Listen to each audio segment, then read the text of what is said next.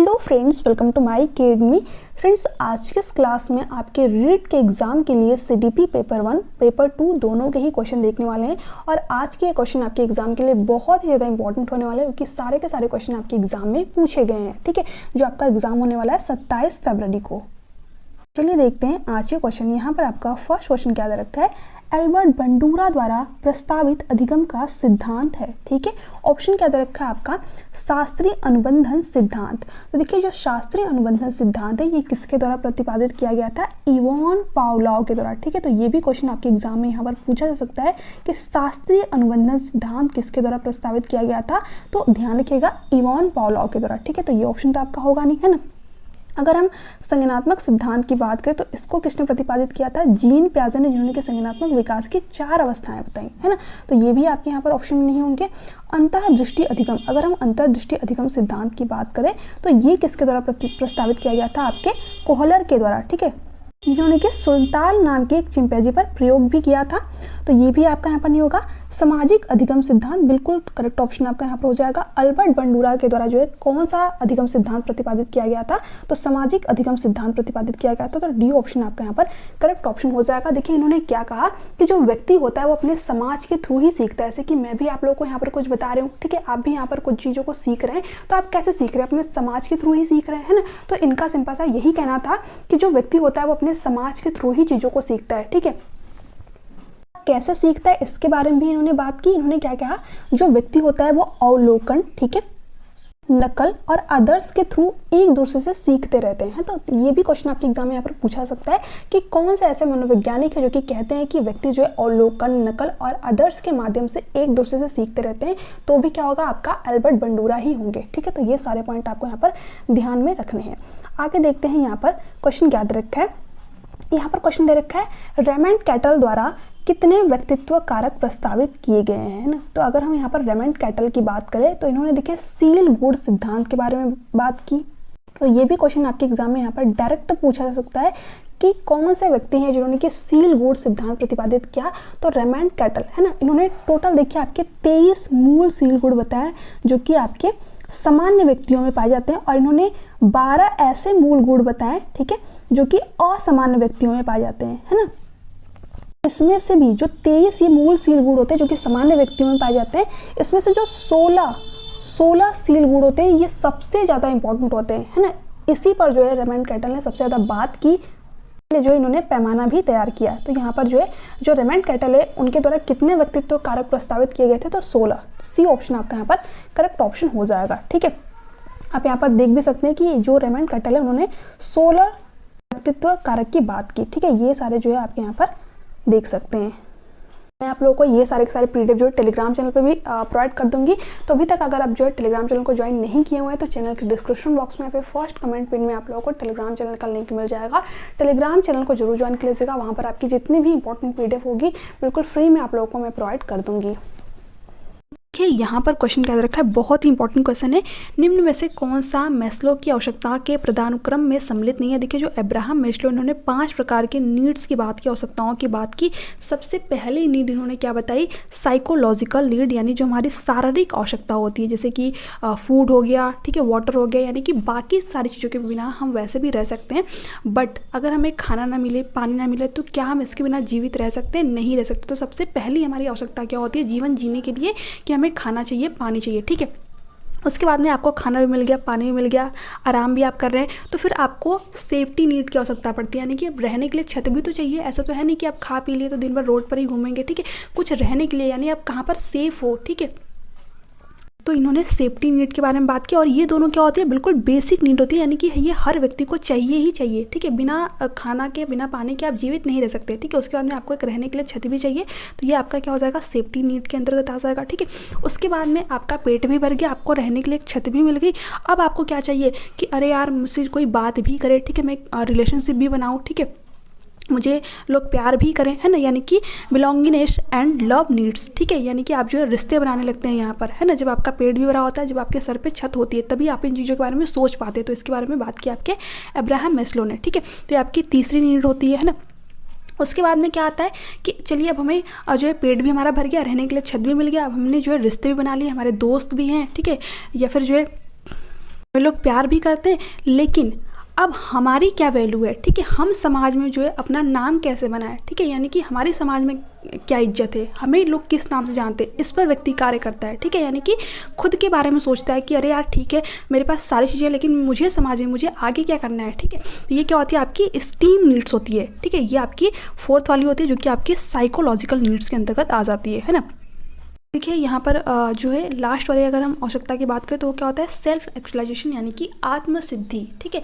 यानी कि अगर हम यहाँ पर बात करें तो जो आपके साइको सोशोलॉजिकल नीड्स थी, यानी कि जो आपकी दैहिक आवश्यकता थी कि हमको खाना चाहिए, पानी चाहिए, तभी तो हम जीवित रह सकते हैं, ये आपकी यहाँ पर जो है कंप्लीट हो गई, ये सारी चीज़ आपको मिल गई। उसके बाद में जो आपकी सेफ्टी नीड थी कि हमें रहने के लिए छत भी चाहिए, घर होना चाहिए, ठीक है, तो ये भी आपका यहाँ पर फुल फिलअप हो गया, कंप्लीट हो गया।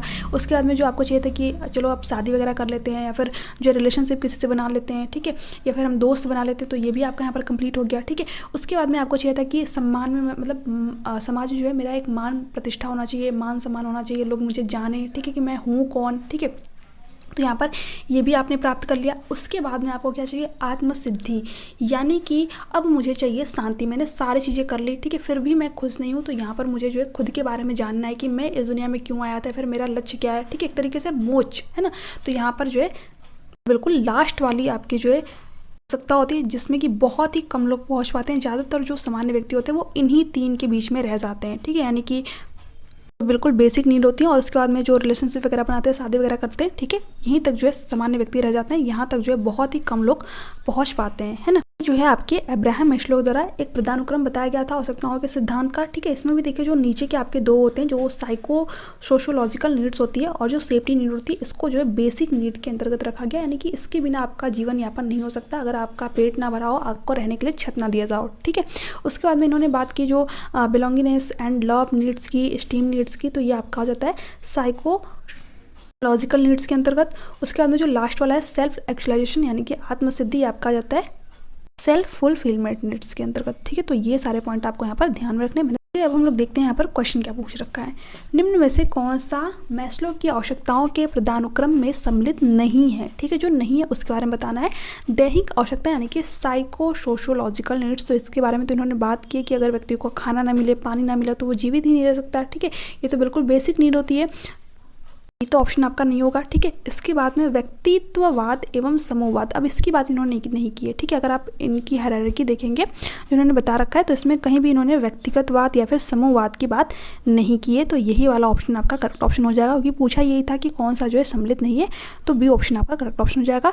स्नेह एवं संबंधता यानी कि लव एंड बिलोंगिंगनेस, तो इसकी भी बात इन्होंने की है, तो सी ऑप्शन तो आपका नहीं होगा। आत्मसिद्धि बिल्कुल लास्ट वाला आपका हो जाएगा, तो ये भी इन्होंने बात की है, ठीक है, तो ये भी ऑप्शन नहीं होगा। यहाँ पर क्या हो जाएगा, बी ऑप्शन, ओके।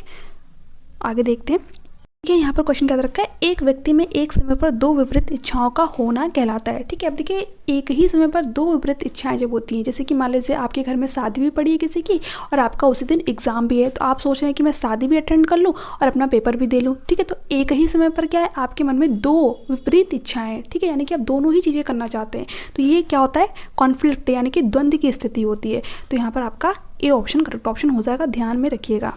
अगर हम फ्रस्ट्रेशन यानी कि कुंठा की बात करें तो ये नहीं होगा, चिंता भी नहीं होगा, दबाव भी नहीं होगा, ठीक है। ऐसे देखिए जो द्वंद्व होते हैं, जो कॉन्फ्लिक्ट होते हैं, ये हमारे अंदर कई बार मतलब कई सारी चीज़ें होती हैं, जैसे कि अगर जो है हमारी खुद की भी शादी है, ठीक है, घर वाले करा रहे हैं कहीं और पर, हम करना चाहते हैं कहीं और पर, तो उस स्थिति में भी द्वंद्व की स्थिति पैदा होती है। या फिर आप कहीं पर जा रहे हो, ठीक है, किसी का एक्सीडेंट हो गया, मान लीजिए उसी दिन आपका पेपर है, तो आप सोचते हैं कि मैं इसकी जान बचाऊँ या फिर अपना पेपर दूँ, तो उस समय भी क्या होती है, आपके मन में कॉन्फ्लिक्ट यानी कि द्वंद्व की स्थिति पैदा होती है, ठीक है। तो ये आपको यहाँ पर ध्यान में रखना है। यहाँ पर क्वेश्चन क्या रखा है, निम्नलिखित में से कौन सा अनुसंधान स्टीफन कोरे से संबंधित है। ऑप्शन क्या रखा है, आधारभूत अनुसंधान, व्यवहारात्मक अनुसंधान, वैज्ञानिक अनुसंधान, क्रियात्मक अनुसंधान। देखिए जो स्टीफन कोरे किसकी बात करते हैं, क्रियात्मक अनुसंधान की, तो यहाँ पर डी ऑप्शन आपका करेक्ट ऑप्शन हो जाएगा, यानी कि एक्शन रिसर्च साइकिल की, ठीक है। आप यहाँ पर देख भी सकते हो कि क्रियात्मक अनुसंधान स्टीफन कोरे से संबंधित है। शिक्षा के क्षेत्र में क्रियात्मक अनुसंधान का विकास 1926 में माना जाता है। तो देखिए ये भी क्वेश्चन आपसे एग्जाम में पूछा सकता है कि शिक्षा के क्षेत्र में क्रियात्मक अनुसंधान का विकास कब माना जाता है, तो 1926 में, ठीक है। इसके बारे में बात किसने की थी, तो स्टीफन कोरे ने बात की थी। ये इंपॉर्टेंट पॉइंट है, आप यहाँ पर ध्यान में रखेंगे।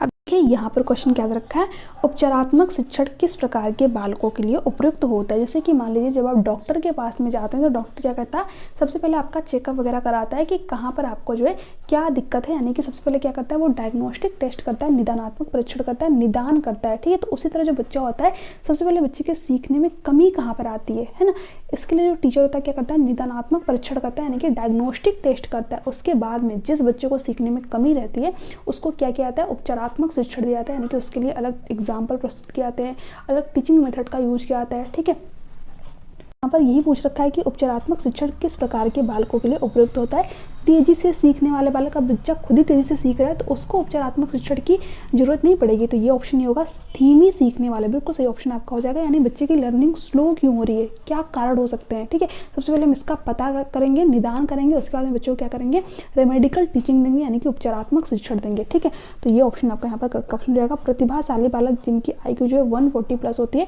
तो ऐसे बालकों को उपचारात्मक शिक्षण की जरूरत नहीं है आपकी, ठीक है।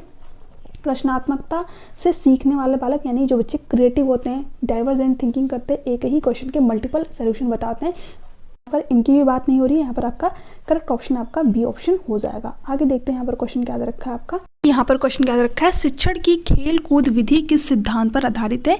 अब देखिए अगर हम शिक्षण के खेल कूद विधि सिद्धांत की बात करें तो किस पर आधारित है, ग्रोथ एंड डेवलपमेंट के सिद्धांत पर आधारित है। यानी कि जब बच्चा कोई भी खेल खेलता है तो कहीं ना कहीं जो उसकी ग्रोथ होती है वो अच्छी होती है, उसका डेवलपमेंट अच्छा होता है। जैसे कि अगर हम बात करें तो बच्चे का शारीरिक विकास होता है, ठीक है, वो बेहतर होता है। इसके साथ साथ जो बच्चे का सामाजिक विकास होता है, क्योंकि बच्चे यहाँ पर दूसरे बच्चों के साथ में भी इंटरेक्ट करते हैं तो वो अच्छी तरीके से होता है। इसके साथ साथ बच्चे का इमोशनल डेवलपमेंट अच्छा होता है, कॉग्निटिव डेवलपमेंट यानी कि संज्ञानात्मक विकास भी अच्छा होता है। तो जो खेल कूद विधि का सिद्धांत है किस पर आधारित है, ग्रोथ एंड डेवलपमेंट के प्रिंसिपल पर आधारित है। सिंपल सा क्वेश्चन था तो बी ऑप्शन आपका यहाँ पर करेक्ट ऑप्शन हो जाएगा। आगे देखते हैं क्वेश्चन क्या रखा है। यहाँ पर क्वेश्चन है NCF 2005 की राष्ट्रीय स्टीयरिंग समिति के अध्यक्ष कौन थे। देखिए डायरेक्ट क्वेश्चन पूछा गया है, जो NCF 2005 की राष्ट्रीय स्टीयरिंग समिति के अध्यक्ष थे वो कौन थे, प्रोफेसर एसपाल थे, जिन्होंने की लर्निंग विदाउट बर्डन की बात की, यानी कि बिना भार के शिक्षा, ठीक है। आप यहाँ पर इमेज में भी देख सकते हो, ये आपके प्रोफेसर एसपाल जिन्होंने किसकी बात की है, लर्निंग विदाउट बर्डन। ये भी क्वेश्चन आपके एग्जाम में यहाँ पर पूछा सकता है कि किसने जो है लर्निंग विदाउट बर्डन की बात की, तो प्रोफेसर एसपाल ने, ठीक है। यानी कि इन्होंने क्या कहा है कि बच्चे के बैग का वजन होता है वो उससे ज़्यादा नहीं होना चाहिए, ठीक है। आपने देखा होगा बड़े बड़े बुक होती हैं मोटी मोटी, वो बच्चों को दे दी जाती हैं, ठीक है। बच्चा बैग ही ढोने में रह जाता है, पढ़ेगा क्या, ठीक है। इसलिए इन्होंने जो है लर्निंग विदाउट बर्डन की बात की, यानी जो बुक्स होनी चाहिए बच्चे की बहुत ही पतली पतली सी होनी चाहिए, ठीक है, और बच्चे की जरूरतों को यहाँ पर फिलअप करें, है ना। आगे देखते हैं नेक्स्ट क्वेश्चन क्या है। यहाँ पर क्वेश्चन दे रखा है RTE अधिनियम 2009 किस आयु समूह के बालकों के लिए। सबसे पहला क्वेश्चन तो यही पूछ लिया जाता है कि जो RTE अधिनियम 2009 है ये कब लागू हुआ था। तो ये ध्यान रखिएगा कि 1 अप्रैल, ठीक है, 1 अप्रैल 2010 में ये लागू हुआ था, ठीक है।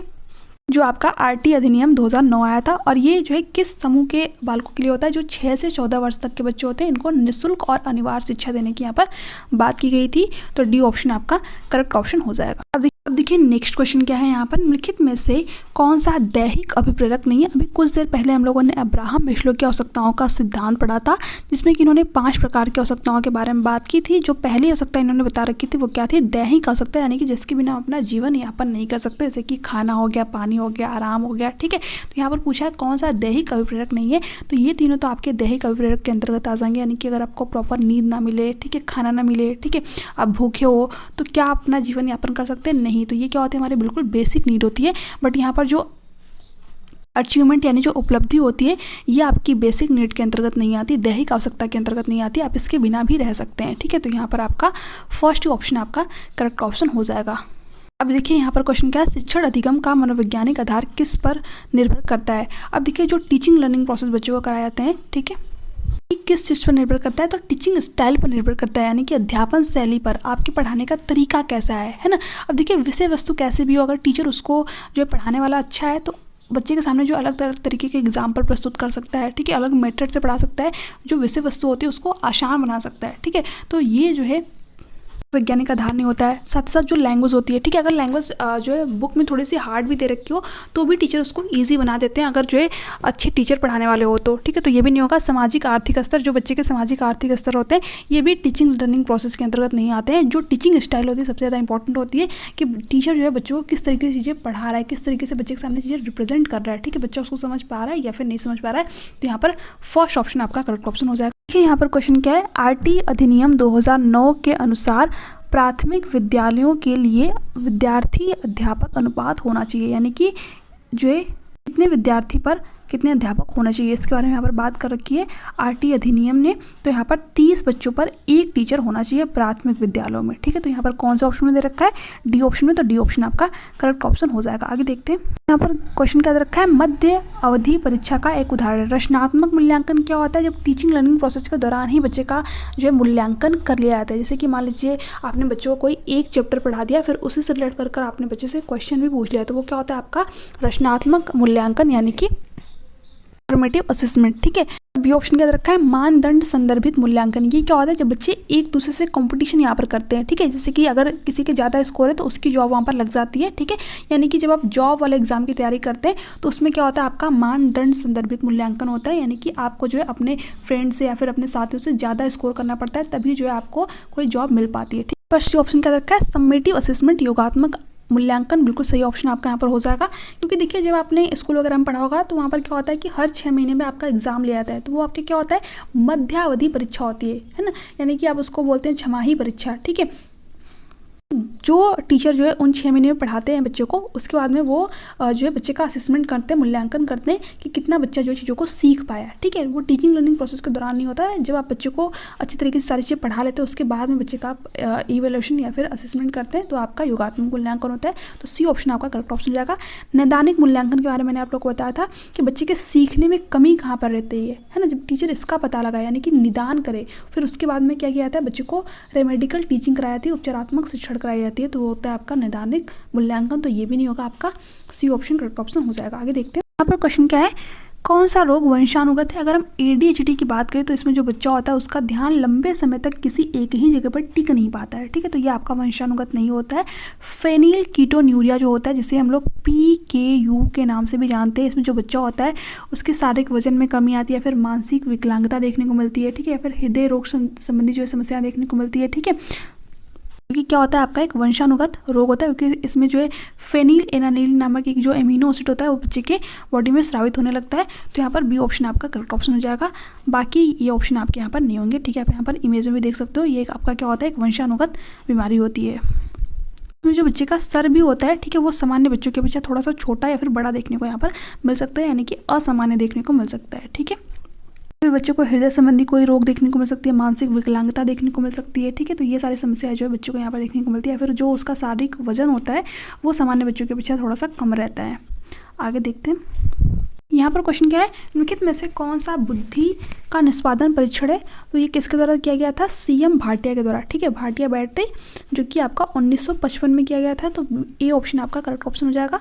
बाकी रोसा परीक्षण, WAIS, ठीक है, रेवन का SPM ये नहीं होगा। यहाँ पर बुद्धि का निष्पादन परीक्षण की बात हुई है, तो आपके CM भाटिया यहाँ पर करेक्ट ऑप्शन हो जाएंगे। आगे देखते हैं, यहाँ पर क्वेश्चन क्या रखा है, मानव विकास आजीवन चलता रहता है, यद्यपि 2 व्यक्ति बराबर नहीं होते, ठीक है, किंतु सभी सामान्य बालकों में विकास का क्रम एक सा रहता है। यह कथन विकास के किस सिद्धांत की ओर संकेत करता है। तो सतत विकास का सिद्धांत तो ये कहता है कि जो विकास होता है निरंतर चलता रहता है, माँ के गर्भ से शुरू होता है और मृत्यु तक चलता है, ठीक है। तो ये तो ऑप्शन आपका होगा नहीं, ठीक है। परस्पर संबंध का सिद्धांत जो होता है वो क्या कहता है कि जो विकास के पक्ष होते हैं, जैसे कि फिजिकल जो शारीरिक विकास होता है, जो कॉग्निटिव डेवलपमेंट होता है यानी कि संज्ञानात्मक विकास होता है, जो सोशल डेवलपमेंट होता है, इसके साथ साथ जो इमोशनल डेवलपमेंट होता है, ये क्या होता है, परस्पर अंतः संबंधित होता है, यानी कि एक पक्ष क्या करता है दूसरे पक्ष को प्रभावित करता है। तो ये भी नहीं होगा। ये कौन सा ऑप्शन सही हो जाएगा, आपका ऑप्शन नंबर C, यानी कि सामान्य प्रतिरूप का सिद्धांत, ठीक है।